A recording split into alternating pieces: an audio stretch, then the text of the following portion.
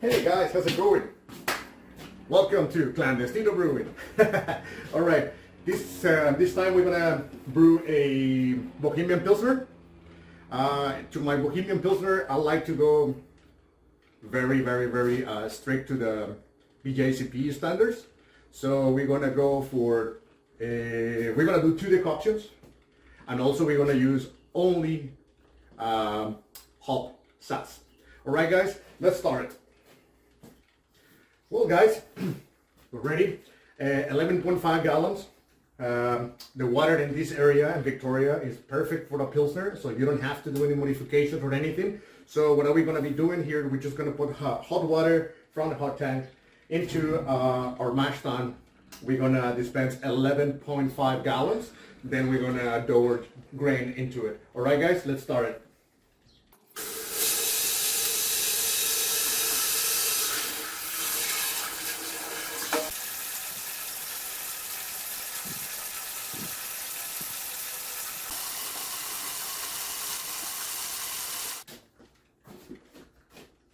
All right, guys, well, we got the grain build in here. So we got 11.5 gallons of hot water in our mash tun already. So we need 9 kilos, 920 grams of European Pilsner malt. Also, we're gonna need 1 kilo, 840 grams of Czech PIlsner, and 1 kilo, 380 grams of wheat malt. As I told you guys, we're gonna be using Escarpment Labs, the Czech lager, and sass, which this sass hop is at 3.4% alpha acid. Let's start it.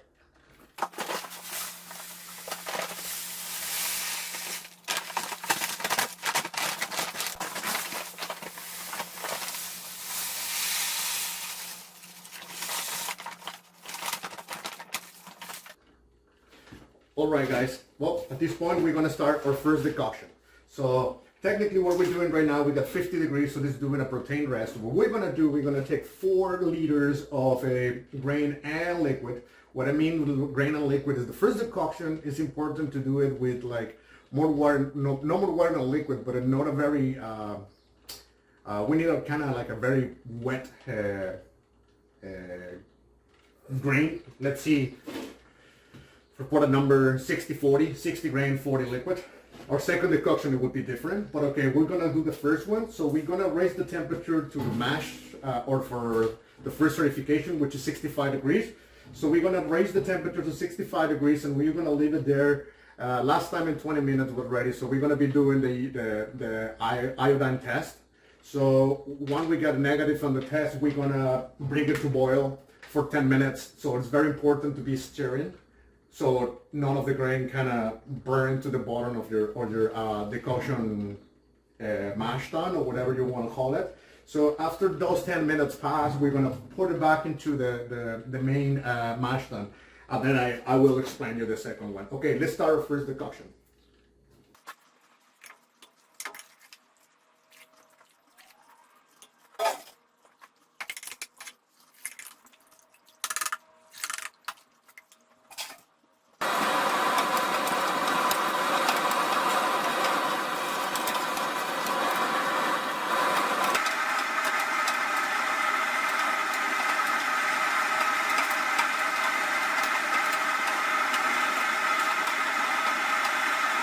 Well, guys, after we remove 4 liters of our mash tun and bring it up to our decoction kettle. So after we got the 4 liters in there, we just raise the temperature to 65. We're gonna leave the first certification. Every 20 minutes, we're gonna do the iodine test until it's negative. Last time it was 20 minutes. We're hoping it will be the same. If not, we keep going until we get the result. All right, guys, let's keep doing.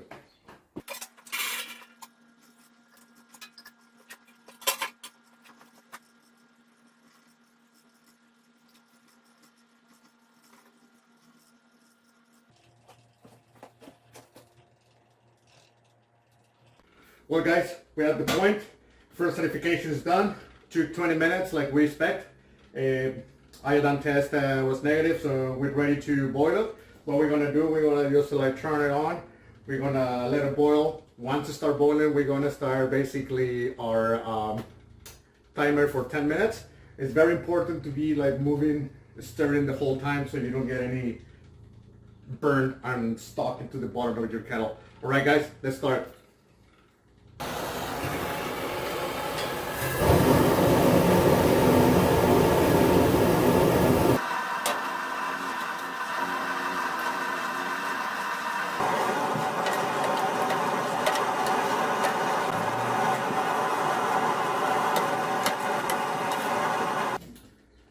All right, well, after 10 minutes of boiling, we're gonna put it back into the main mash, and we're gonna extract 6 liters. This time is gonna be more grain than liquid. I'll show you basically how it's gonna look, and we're gonna do the same process. We're gonna leave it rest, certification, 65 degrees until the iodine test tells us it's negative. We're gonna rate the temperature to boil for 10 minutes and bring it back into the main mash, and then we're gonna do our certification on the main mash. All right, let's put it back into it.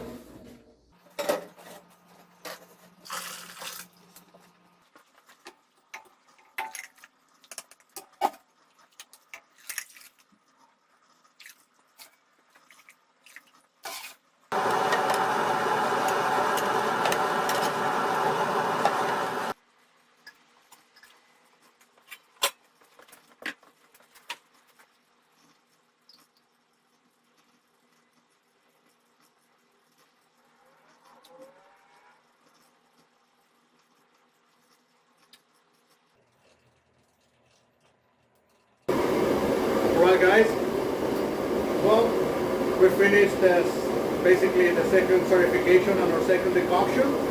So technically what we're doing right now is just gonna bring it up to boil. We're gonna boil it for 10 minutes. What's the benefits to doing that? So technically what we've been doing is we started to 50 degrees to get a protein rest. So we get some protein extracted there. After that, we rate the temperature 65 degrees Celsius. And to raising the temperature 65, what we're doing is extracting all the fermentable sugars possible in the grain. After that, after we get in all the sugars possible extracted, what we're doing right now is just boiling. Why is this benefit for the beer? Well, technically what we're doing at this point, we're technically getting the amino acids.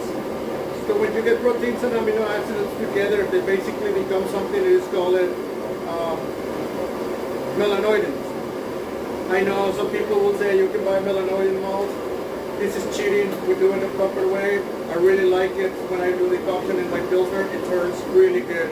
So, alright guys, we're gonna keep brewing. We're gonna bring it down to boil, leave it 10 minutes, and after that, we're just gonna bring it back into our mash tun and finish our certification with the whole grain together. Alright guys, let's keep brewing.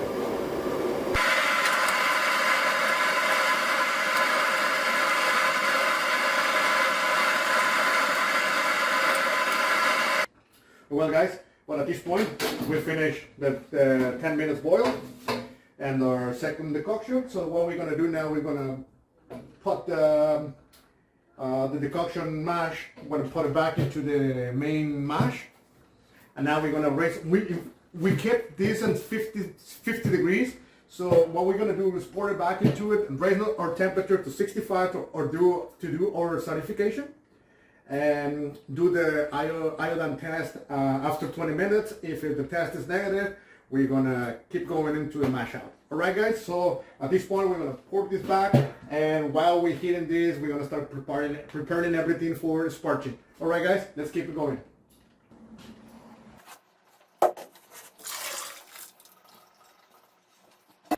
Well, guys, after we throw the decoction mash into the main mash, we got 60 degrees. Now we're gonna raise the temperature to 65. All right, guys. At this point, we have in the mash. Basically, it's mashing right now, 65 degrees. Did about 10 minutes into it, so we're gonna wait 20 minutes to do the iodine test. Check that we got all the sugars.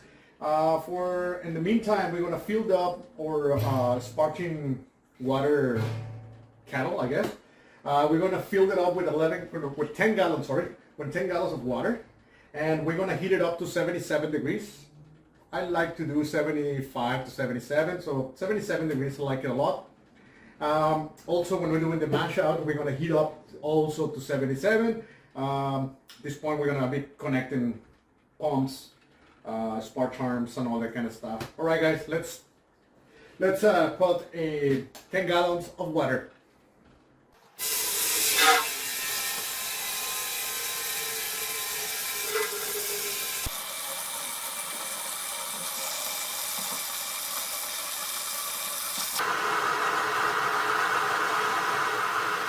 Right, guys, as you see, we're at 65 degrees. We're raising the water to 77 here to do the sparge. We're done. As you see, the test after 20 minutes is ready to go. So we're going to heat up the mash tun to 77 degrees. And then we're going to connect pumps, spark charms, and all this stuff. You guys see how we do the sparging. All right, guys, let's raise the temperature to 77.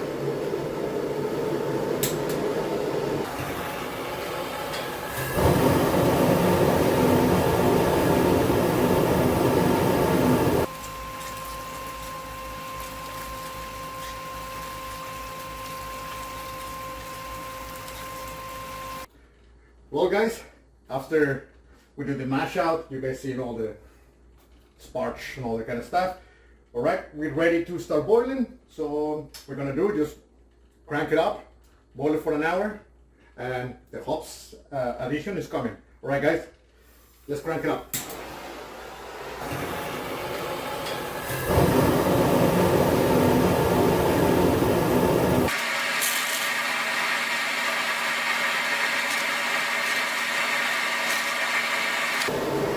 Alright, guys, well, I know I said we're going to use sauce for the whole brewing, but unfortunately I just realized that I don't have enough. So what I've replaced here, I'm using Perle, very similar hop, you just double the alpha acid than my sauce has, technically. That's a 3.2 for 6.4, so what I would did is just put half of it, so it's 180 here. Let's put it on.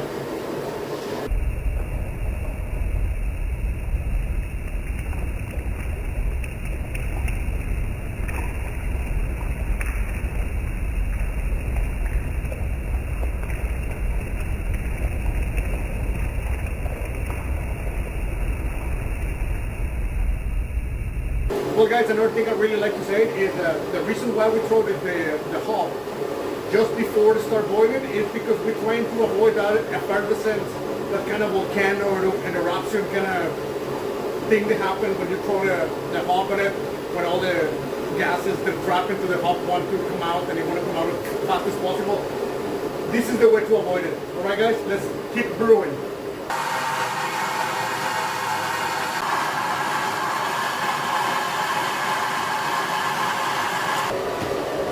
Alright, guys, after 45 minutes of boiling, we're going to throw 75 grams of sauce for flavor.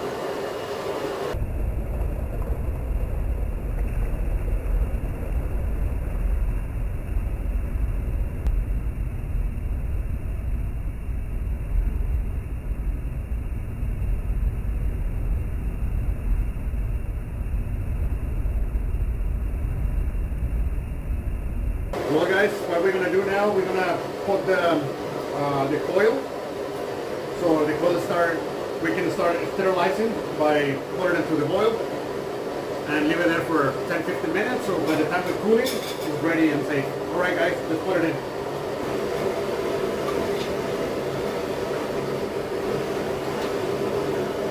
Well, guys, this time the same thing we're going to do last time. We just plug the pump. I'm going to plug it in.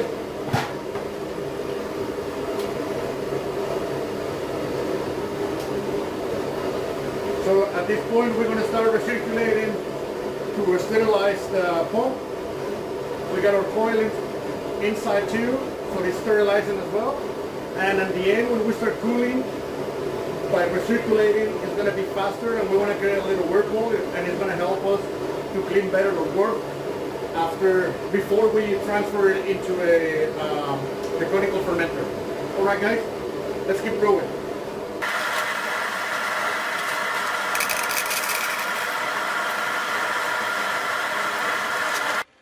Well, guys, as you know, the last videos I always do the hop stand, so we're around 90 degrees now.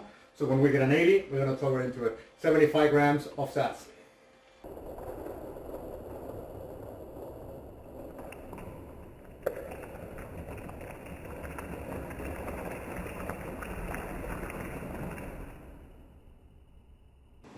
Well, guys, the point we're going to add some oxygen into the wort. We are under 30 degrees, so that's the time for to do it. And we're gonna just use the oxygen tank from Canadian Tire or Home Depot. Stone has been sterilized, well, no, sanitized, I guess. Yeah, sanitize it. And now we're just gonna add it to it.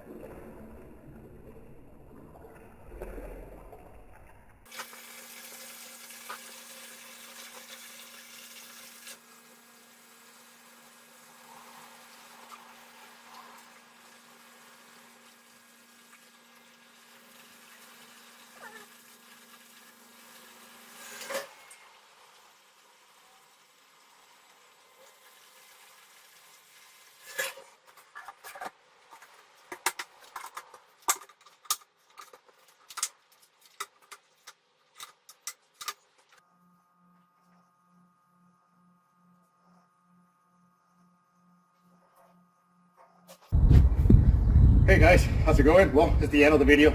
Bohemia Pilsner, 2 decoctions. This yeast was a bitch. It took forever to ferment. Never ever had this experience before. Had a huge diacetyl taste in the end.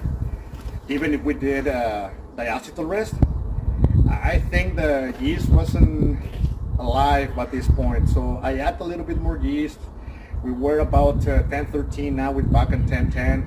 Did about 4 days diacetyl rest. The diacetyl is gone.